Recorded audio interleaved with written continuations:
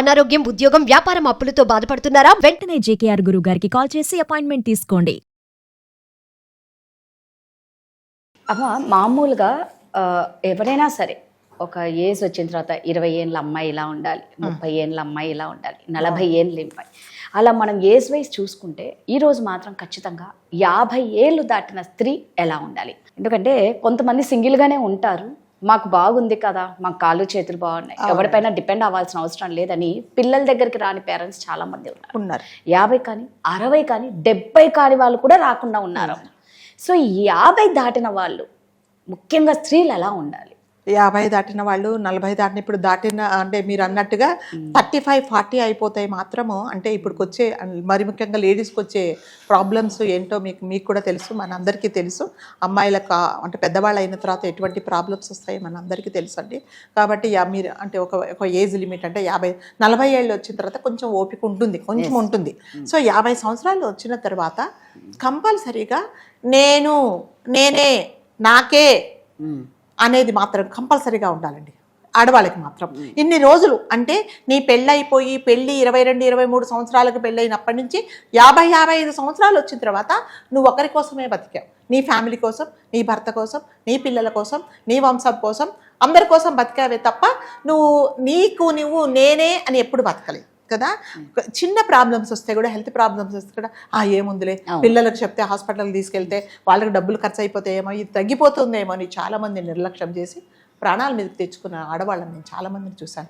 55 సంవత్సరాలు వచ్చిన తర్వాత మళ్ళీ చెప్తున్నా నాకే ఓకే, ఇది నా కోసమే నేను ఉండాలి, ఇది నేనే అని మీరు అనుకున్నప్పుడు నేను అని మీరు అనుకోండి. నాకేంటి, నా భవిష్యత్తు ఏంటి, రేపొద్దున మూలబడితే ఏంటి అనేది కుటుంబ తాపత్రయం అనేది వదిలేసేయండి. 55 సంవత్సరాలు వచ్చిన తర్వాత మనకున్న పిల్లలు వాళ్ళు పెద్దవాళ్ళు అయిపోతారు, వాళ్ళ ఓన్ డెసిషన్స్ వాళ్ళు తీసుకుంటారు, వాళ్ళ సంసారం వాళ్ళకు ఉంటుంది.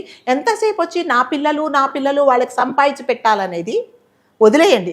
వాళ్ళు ఇప్పుడు ఇంకోటి ఏంటంటే మీరు సంపాదించి పెడితే వాళ్ళు తీసుకునే పరిస్థితుల్లో 80% 90% వాళ్ళు లేరు. వాళ్ళ లైఫ్ వాళ్ళకి ఇదివరకు ఏమిటంటే 18-19 సంవత్సరాలు రాగానే అమ్మ నువ్వు పెళ్లి చేసుకోగానే తలకాయ ఉంచుకొని తాళిబొట్టు కట్టించుకునే వాళ్ళు. ఇప్పుడు కాదండి, 30-32 సంవత్సరాలు అయిన తర్వాత కానీ ఒక ఇల్లు, ఒక కారు, ఒక బ్యాంక్ బ్యాలెన్సు, దాని తర్వాత అంత అయిన తర్వాత కానీ పెళ్లి చేసుకుంటున్నారు. మరి ఇప్పుడు వాళ్ళకి తెలుసు కదా వాళ్ళ భవిష్యత్తు ఏంటి, వాళ్ళంతా ప్లాన్ చేసుకున్నారు. మీరెందుకు ఈ ఏజ్లో ఎందుకు తాపత్రయపడతారు? అయ్యో మా అబ్బాయి ఇంకా ఆఫీస్ నుంచి రాలేదని ఒక పిచ్చి తల్లి ఎదురు చూస్తూ ఉంటుంది. వాడు అక్కడెక్కడో తినేసి వచ్చింటాడు, ఈవిడ మందులు వేసుకోకుండా ఎదురు చూస్తా కదా, తినేసి వచ్చింటాడు. మా అమ్మ అయ్యో నేను తినకపోతే మా అమ్మ ఎదురు చూస్తుందో, నేను వెళ్ళిపోవాలి అని కూడా అట్లీస్ట్ ఫోన్ చేసి కూడా అమ్మ నేను ఇక్కడ తినేస్తున్నాను అని చెప్పట్లేదు. ఎందుకంటే ఏదో పార్టీ ఉందని. ఎస్, వాళ్ళ ఫ్యామిలీ అది, వాళ్ళ అంటే సర్కిల్ అది అట్లాగే ఉంటారు. కాబట్టి పెద్దవాళ్ళు అయిన తర్వాత పిల్లల గురించి పట్టించుకోవడం మానేసేయండి. వాళ్ళ కోసం ఆస్తులు వద్దు. మరీ చెప్తున్నాను, మీ బ్యాంకులో అట్లీస్ట్ ఒక 3 లక్షల రూపాయలు మీకోసమే, ఇది అంటే మీరే సర్వహక్కులు ఉండేలాగా పెట్టుకోండి. మీకు అవసరమైతేనే మీరు డ్రా చేసుకుంటే హక్కు పెట్టుకోండి. ఏముంది మా వాడు కదా, మా వాడు ఇస్తాడు ఇయ్యలేడు చెప్పలేము, అందరూ కాదు, కొంతమంది పిల్లలు ఎందుకమ్మా నీకేం అవసరం ఉన్నది, పెన్షన్ డబ్బులు కూడా తీసుకొని వాళ్ళకి అవసరం ఉన్నా కూడా ఇవ్వకుండా మందులు కొని తల్లిదండ్రులను చూసామండి. ఎందుకంటే నా పిల్లలే కదా, నా పిల్లలు నన్ను మోసం చేస్తారని ఒక తల్లికి ఒక పిచ్చి నమ్మకం. ఆ నమ్మకాలు పెట్టుకోకండి. మీ అకౌంట్లో మీరే పెట్టుకోండి. నిజంగా భగవంతుడు మీకు మంచి హెల్త్ ఇస్తే మీరు మీ పెళ్ళైనప్పుడు అంటే మీ వారు ఉన్నప్పుడు, మీ పిల్లలతో ఉన్నప్పుడు మీరు ఏది అనుభవించలేదో చక్కగా అంటే దేవుడు మీద నమ్మకం ఉంటే గుళ్ళకి వెళ్ళండి, ఫ్రెండ్స్ సర్కిల్లో తిరగండి, దాని తర్వాత మీకు కావాల్సినది కొనుక్కోండి, కావాల్సినట్టుగా మీ ఫ్రెండ్స్తో ఉండండి.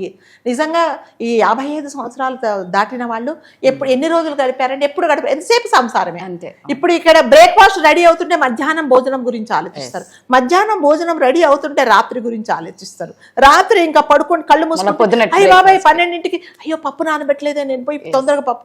ఎంతసేపు అదే పిల్లల బట్టలు, పిల్లల ఇస్త్రీలు, ఇవన్నీ కాదు. మరి నువ్వేంటి, నీ ఆరోగ్యం ఏంటి, రేపొద్దున నువ్వు మూలపడితే ఎవరు చూస్తారు అనేది ప్రతి ఒక్క స్త్రీ ఆలోచించుకోవాలండి. లేకపోతే మాత్రం ఏమవుతుందంటే పిల్లలకు టైం ఉంటే చూస్తారు, లేకపోతే లేదు. ఇంకొకటి ఏంటంటే ఇండిపెండెంట్గా బతకడం నేర్చుకోవాలండి. ఆడవాళ్ళు మాత్రము అంటే హెల్త్ ప్రైవేట్ చేస్తే నేర్చుకోండి, కొన్ని అప్డేట్స్ నేర్చుకోండి, ఒక క్యాబ్ బుక్ చేసుకోవడం నేర్చుకోండి, కంపల్సరీగా నేర్చుకోండి. ఆ అకౌంట్కి వెళ్ళి మీ అకౌంట్ ఎట్లా డ్రా చేయాలో నేర్చుకోండి. తర్వాత ఆన్లైన్లో పేమెంట్స్ ఎలాగా అవి నేర్చుకుంటే పిల్లల మీద ఆధారపడకుండా ఉంటుందన్నమాట. ఎంతసేపు వచ్చి క్యాబ్ ఏమండి బయటకు వెళ్దాం, లేదండి మా అబ్బాయి రాలేదండి, నాకు క్యాబ్ బుక్ చేసుకోవడం తెలియదండి. వాడేమంటే అమ్మ ఇది కూడా రాదా నీకు అంటాడు. అంటే అతనికి టైం దొరికినప్పుడే నువ్వు వెళ్ళాలి. మరి నీ కోరికలు ఎప్పుడు చెప్పండి ఎక్కడికైనా వెళ్ళాలి అంటే. సో ఇవన్నీ కంపల్సరీగా నేర్చుకోండి, కొన్ని చిన్న చిన్న నేర్చుకొని మీ ఆరోగ్యం మీరు చూసుకోండి. కంపల్సరీగా ఇంటి గురించి, ఇంటి పిల్లల గురించి, మీ పిల్లల గురించి తాపత్రయపడకండి.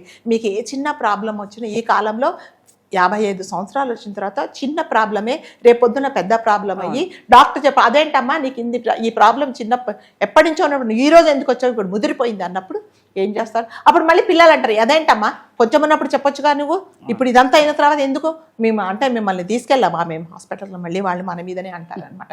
కాబట్టి నా కోసమే నీ డబ్బుల మీద సర్వాధికారాలు మీరే పెట్టుకోండి. రేపొద్దున ఈ ప్రపంచంలో ఎవ్వరూ ఏమీ తీసుకెళ్ళరండి. మనం పోయిన తర్వాత ఏది ఉన్నా కూడా చిన్న దారంతో సహా అన్నీ వాళ్ళకే, మనం ఏమీ తీసుకెళ్ళాం అంతేనా. మీరు రాసినా రాయకపోయినా రేపు వీలునామా రాయకుండా మీ పిల్లలకే వస్తుంది అది, ఎవరు పక్కన వాళ్ళు తీసుకోరు. ఎందుకు వాళ్ళ గురించి తాపత్రయం? కొంతమంది నేను చూసానండి, ఒక ఫ్యామిలీలో పాపం అతనికి కిడ్నీ ప్రాబ్లం వస్తే మేము చెప్పాం అంకుల్ హాస్పిటల్కి వెళ్ళండి, వద్దమ్మా పిల్లలకు నేను చచ్చిపోతే ఈ అనవసరంగా పైసలు ఎందుకు అని చెప్పేసి దాచిపెట్టి లాస్ట్కి 2 కిడ్నీలు పాడైపోయాడు. పిల్లలు అనుభవిస్తున్నారండి ఇప్పుడు కోట్ల ఆస్తులు. ఎందుకంటే పిల్లల కోసం నువ్వెందుకు అంత బలి కావాలి? అందుకని ప్రతి ఒక్కరికి నేను దయచేసి చెప్తున్నా, అంటే మగవాళ్ళు కానీ ఆడవాళ్ళు కానీ నా కోసమే, నా హెల్త్ కోసమే అనేది ఇంకెప్పుడు మన కోసం మనం ఎప్పుడు బతుకుతాం చెప్పండి? స్వార్థంగా బతకాలి. రేపొద్దు అంటే పిల్లలకు ఇవ్వకుండా ఏం చేస్తాం చెప్పండి? పోయిన తర్వాత ప్రతి ఒక్కటి పూచిక పుల్లతో సహా పిల్లలకే వస్తుంది. మీరు వీలునామా రాసినా రాయకుండా లీగల్గా వాళ్ళే మీ పిల్లలు, వాళ్ళకే వస్తుంది, భార్యకు వస్తుంది, పిల్లలకు వస్తుంది. భార్య పోతే భర్త ఆస్తులన్నీ వాళ్ళకే వస్తాయి. ఇంకెందుకు చెప్పండి ఈ తాపత్రయం? ఇంకొక బిల్డింగ్ కట్టాలి, ఇంకొక ఫ్లాట్ కొనుక్కోవాలి, ఇంకొక స్థలాలు కొనుక్కోవాలి, పెన్షన్ డబ్బులన్నీ ఆ పెన్షన్ డబ్బులతో కూడా మళ్ళీ కొంటారు వీళ్ళు. అందుకని అసలు వాళ్ళు వెళ్ళిపోయినా కూడా ఎంతెంత ఉంటుందో వాళ్ళ పర్సులలో కానీ, అవునండి చాలా దాచుకుంటారు, డబ్బాలలో కానీ, బీర్వాలు వాళ్ళ బట్టల కింద కానీ, పిల్లల కోసం, మనవాళ్ళ కోసం, మనవరాళ్ళ కోసం వీళ్ళ డబ్బులు వీళ్ళ మందులు వేసుకోకుండా ఇప్పుడు ఈ యంగ్స్టర్స్ అందరి వాళ్ళ భవిష్యత్తు వాళ్ళు చూస్తున్నారండి. తప్పకుండా వాళ్ళకి ఇప్పుడు ఫైనాన్షియల్ ప్లానింగ్ మనకంటే అంటే పెద్దవాళ్ళకన్నా పిల్లలకే బాగా తెలుసు అండి. వాళ్ళు అన్ని ప్లాన్ చేసుకున్న తర్వాత, ఒక ఇల్లు కొనుక్కున్న తర్వాత, ఒక బ్యాంక్ బ్యాలెన్స్ ఉన్న తర్వాత, ఒక కారు కొనుక్కున్న తర్వాత పెళ్లి చేసుకుంటున్నారు. మరి మా అప్పుడు పెళ్లిళ్ళు చేసుకోవాలి అంటే చెప్పగానే చేసుకున్నాం అంతే. ఆడికి ఉద్యోగం ఉందా, పాడుందా, ఇంకొకటి ఉందా ఏమీ తెలియదు, మాకు చేసుకున్నాం. కానీ ఇప్పుడు చేసుకోవట్లేదు. నిజంగానే ఇది మంచిదే. మరి అట్లాంటి పిల్లల కోసం మీరెందుకు అంత తాపత్రయ పడతారు? ఎంతసేపు మందులు వేసుకోకుండా ఇంకా మా వాడు రాలేదే, మా కొడుకు రాలేదే, మా కూతురు రాలేదే అని అంటే నీ ఆరోగ్యమే పాడైపోతుంది. మళ్ళీ వాళ్ళు చెప్పే మాట వినేంత టైం కూడా వాళ్ళకు ఉండదు. పోనీ స్పెండ్ చేయడం రాగానే ఏం నాన్న ఇంత లేటుగా వచ్చావు, నిన్ను ఎవరు ఉండమన్నారమ్మా, నువ్వు మందులు తిని నీకు తెలీదా, మందులు వేసుకొని తిని పడుకోకపోయావా, నీ ఎవరున్నారు నీకు తెలీదా, బయటకు వెళ్ళి మళ్ళీ ఉల్టా వీళ్ళకే మాటలు ఎందుకు చెప్పండి? అందుకని దయచేసి ఒక ఏజ్ వచ్చిన తర్వాత తప్పకుండా మీకోసమే మీరు బతకండి. ఇంకా ఎన్ని రోజులు ఉంటామో తెలియదు. ఇది వరకు లాగా 100 సంవత్సరాలు ఎవరు గ్యారెంటీ లేదు, 50కే లేదు. అందుకని మీ స్వార్థం కూడా మీరు చూసుకో. మీ పిల్లలకు కంపల్సరిగా తల్లిదండ్రులుగా మనదే బాధ్యత. కానీ ఫస్ట్ ఒక ఏజ్ వచ్చితే నేను అనుకున్న తర్వాత పక్క వాళ్ళ కోసం ఆలోచించండి. మీరు అన్నది కరెక్ట్ అమ్మా. స్వార్థంతో మాత్రం ఖచ్చితంగా బతకాలి. ఆ ఏజ్ వచ్చిన తర్వాత వాళ్ళకు పెళ్ళైనప్పటి నుంచి వాళ్ళ జీవితాన్ని ధార పోస్తూనే అంతే. అనవసరంగా కొడుకు కోడల మధ్యలో కల్పించుకోవడము, లేకపోతే అల్లుడు కూతురు మధ్యలో కల్పించుకోవడము, ఇవన్నీ అడగకుండా సలహాలు ఇవ్వడం, ఇవన్నీ ఎవడు వినట్లేదండి. ఇప్పుడు ఎవరు సలహాలు వింటున్నారు? నేను ఎవరు అడిగారమ్మా, మేమేదో కొట్లాడుకుంటున్నాము, కొడుకు కూడా ఒక మాట అనుకుంటే ఇవిడ మధ్యలోకి వెళ్ళిపోద్ది. ఏమైందంటే నీకెందుకమ్మా మేమేదో అనుకుంటున్నాం అంటారు. వీళ్ళకెందుకు? అందుకనే ప్రతి తల్లి తండ్రి కూడా నేను చెప్తున్నా, వాళ్ళు అడుగుతేనే మీ సలహా ఇవ్వండి, లేకపోతే నాకు తెలియదు బాబా అని ఊరుకోండి అంతే. Thank you.